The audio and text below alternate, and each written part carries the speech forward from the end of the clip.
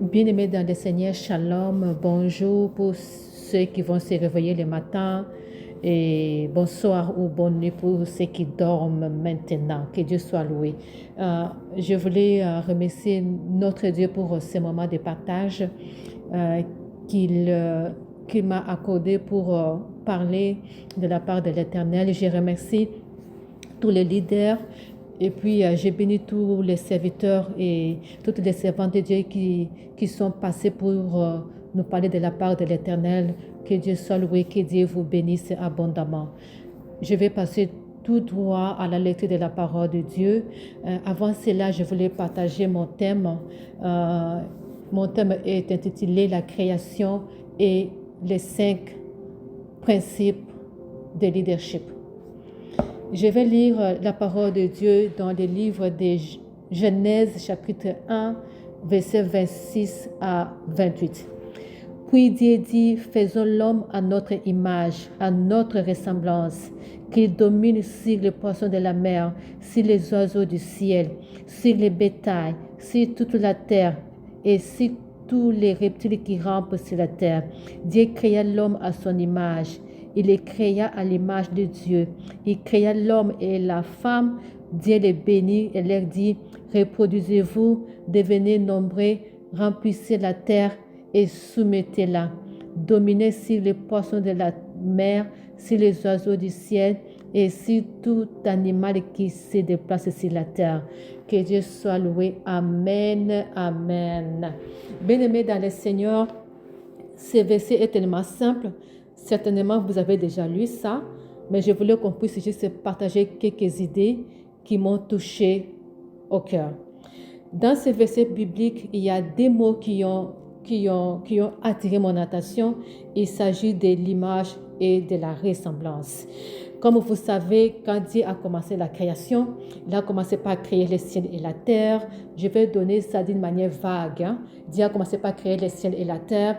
Et il a créé les eaux, il a créé les jours et la nuit. Dieu a créé la terre, Dieu a créé les cieux, Dieu a créé les étoiles, Dieu a créé tout ce que nous connaissons, les eaux de la mer. Dieu a tout créé. Mais la chose la plus spectaculaire, la chose la plus spéciale, c'est que le 6e jour, Dieu s'est dit, oh, aujourd'hui, je vais créer quelque chose de spécial. Je vais créer quelque chose de merveilleux. Je vais créer un joyau. Je vais créer un chef-d'œuvre. Mais un chef-d'œuvre. C'est-à-dire, Dieu a dit, créons l'homme à notre image. Créons l'homme à notre ressemblance. C'est-à-dire que Dieu a créé l'homme à son image. Dieu a créé l'homme à sa ressemblance. Mais qu'est-ce que l'image? Qu'est-ce que la ressemblance? L'image, d'une manière tout simplement simple, d'une manière figurée, c'est une reproduction ou une présentation analogique d'un être ou d'une personne. Exemple, tu as ton fils, quand on regarde ton fils, on dit que non, c'est le fils de son père. Parce qu'on voit que ton fils a l'image, parce qu'on voit que ton fils porte l'image de son père. Tu vois, c'est une similitude. Donc, on voit l'image, on voit dans ton enfant ton image. Alors, c'est quoi la ressemblance? La ressemblance, c'est juste que quand on constate les traits physiques communs avec d'autres personnes, on a par exemple des jumeaux. Les gens qui ont des jumeaux, ils savent. Quand vous regardez les jumeaux, ils se ressemblent. Il y a d'autres jumeaux, même quand ils les regardent, vous avez du mal à les différencier. C'est-à-dire que non, ils se ressemblent tellement. C'est ça la ressemblance. Mais Dieu dit, créons l'homme à notre image.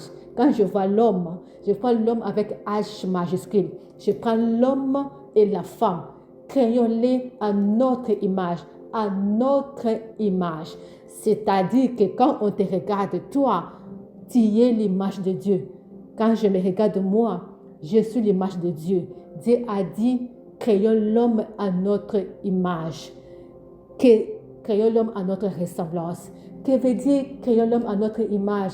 Créons l'homme à notre ressemblance. Tout simplement, ça veut dire que nous voilà, créons l'homme à notre image. que cet homme arrive à manifester les valeurs de Dieu. Bien-aimé, Dieu est spirituel. Moi et toi, nous avons la chair.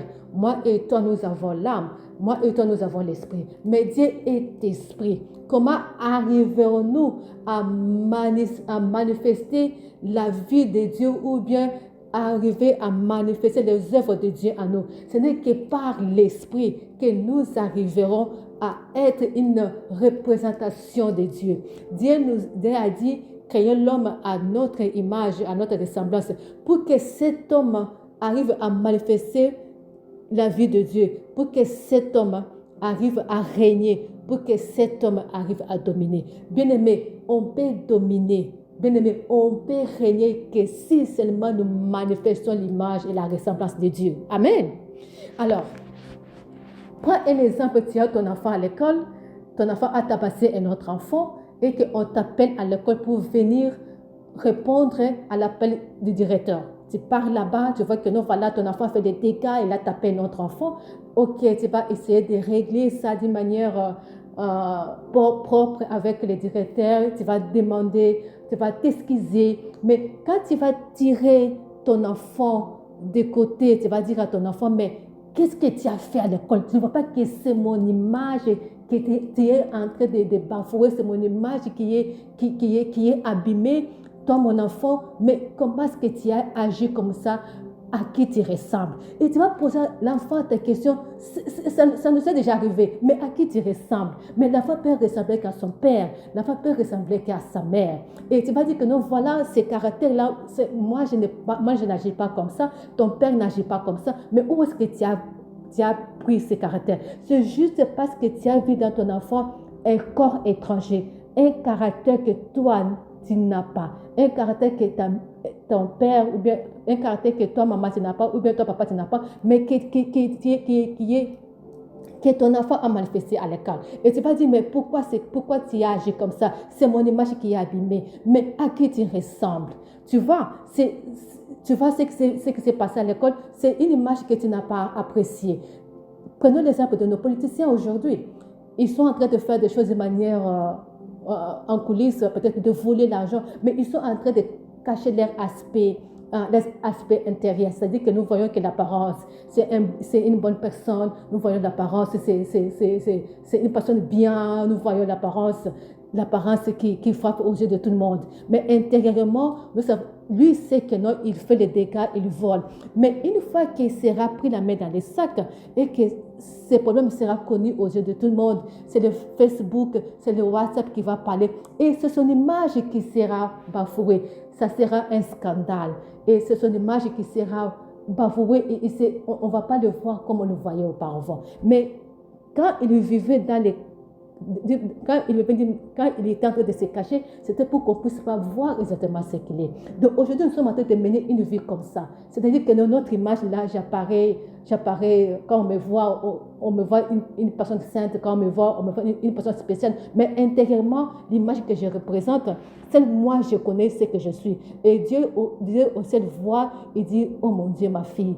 Mais ma fille, je l'ai créée à mon image. Je l'ai créée à ma ressemblance. Mais regarde ce qu'il est en train de faire. Mais le jour que tout ça va sortir aux yeux de tout le monde, ça sera un scandale. Mais bien aimés, nous disons, nous sommes des chrétiens, nous sommes des enfants de Dieu. Et Dieu nous a créés à son image pour lui ressembler, pour régner sur la terre, pour gouverner sur la terre. Et si nous faisons des choses contraires, Dieu du haut du ciel, il en souffre aussi. Dieu aussi a mal au cœur parce qu'il s'est dit vraiment, j'ai pris du temps pour créer ma fille que j'aime beaucoup. J'ai pris du temps pour créer mon frère, pour créer ma fille, pour créer mon frère, pour créer ma soeur, pour créer cet homme, pour créer cette femme. Parce que je les aime tellement. Parce que la Bible dit avant que tu puisses naître, Dieu te connaissait déjà. Donc quand nous étions encore une masse informe dans le ventre de nos mères, Dieu nous connaissait déjà et il nous avait déjà choisis.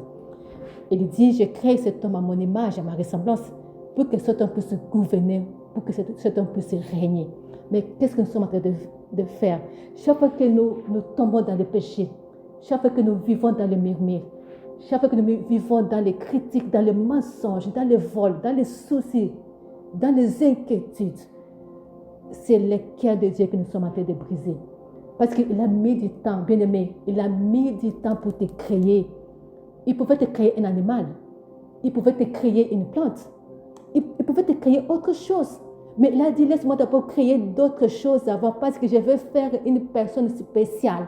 Je vais créer une personne à mon image. C'est que quand on te regarde, toi, on dit que non, ça, c'est l'image de Dieu, la ressemblance de Dieu. Bien aimé, tu es sur la terre pour représenter Dieu. Dieu sur la terre pour régner. Dieu sur la terre pour dominer. Amen. Alors, qu'est-ce que Dieu dit dans le verset 26? Qu'une fois que tu vas manifester les valeurs de Dieu, les valeurs de Dieu, ce n'est que la piété. Les valeurs de Dieu, c'est le pardon. Les valeurs de Dieu, c'est la sanctification. Les valeurs de Dieu, c'est la justice. Les valeurs de Dieu, c'est la droiture. Les valeurs de Dieu, c'est l'obéissance. Toutes ces choses que nous connaissons, qui caractérisent les valeurs de Dieu. C'est la vie de Dieu en nous. C'est Christ en nous. Christ qui est formé en nous. Parce que ce Christ est formé en nous, jamais nous allons vivre dans le péché. Jamais nous allons vivre dans les mensonges, dans les soucis, dans les inquiétudes. Jamais. Parce que Christ est en nous, parce que nous sommes créés à l'image et à la ressemblance de Dieu. Alors, si nous arrivons à manifester ces 5 choses, si nous arrivons à manifester la vie de Dieu en nous, il y a les 5 choses qui vont nous accompagner d'une manière automatique.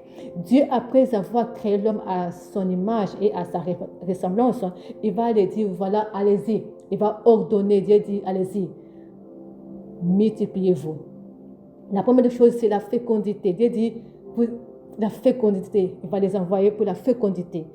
Il va les envoyer pour la multiplication, pour se multiplier, pour remplir la terre, pour assujettir, pour dominer. La fécondité, tu vas les vivre dans tous les domaines de ta vie. Tu dois être fécond, bien-aimé. Tu dois être fécond. Parce que le plan que Dieu a formé pour nous, c'est le plan de bonheur et non de malheur, afin que nous ayons de l'avenir et de l'espérance. Alors, tu es en train de vivre, il faut que tu puisses vivre le bonheur dans ta vie. Il faut que tu puisses vivre la fécondité. Cette année pour les affranchis a été déclarée une année de fécondité. Nous allons devoir vivre la fécondité tout au long de cette année. Je le déclare au nom de Jésus. Tu vas vivre la fécondité dans ta vie. Tes enfants doivent vivre la fécondité dans ton mariage. Il faut vivre la fécondité dans ton travail. La fécondité, c'est-à-dire toi, tu vas vivre la fécondité multipliée par fécondité, fécondité, fécondité. Amen. Alors, il y a la multiplication. Dans la multiplication, il y a la croissance. Dans la multiplication, il y a l'augmentation. Donc, nous devons vivre la multiplication dans tout ce que nous sommes en train de faire. Si tu fais des affaires ou bien si tu vends des choses, tu dois devoir vivre la multiplication. Alors, si dans ton travail, il faut vivre la multiplication. Dans ton ménage, il faut vivre la multiplication. Dans notre groupe aussi, les affranchis, nous devons constater la multiplication. C'est-à-dire que nous devons attirer des gens qui doivent venir. Et les gens peuvent venir dans notre groupe que si ces gens-là constatent en nous l'image et la ressemblance de Dieu. Alors, Dieu dit aussi de remplir aussi la terre. Bien-aimé, tu dois remplir la terre. C'est l'ordre que Dieu a donné. Il a dit, toi, tu es son image. Tu es sa ressemblance. Tu es appelé pour dominer, pour remplir la terre. Dis-toi que tu es appelé pour remplir la terre et tu dois devoir remplir la terre. La stérilité n'a pas de place dans ta vie. Au nom de Jésus. Tu n'as pas le droit à vivre la stérilité.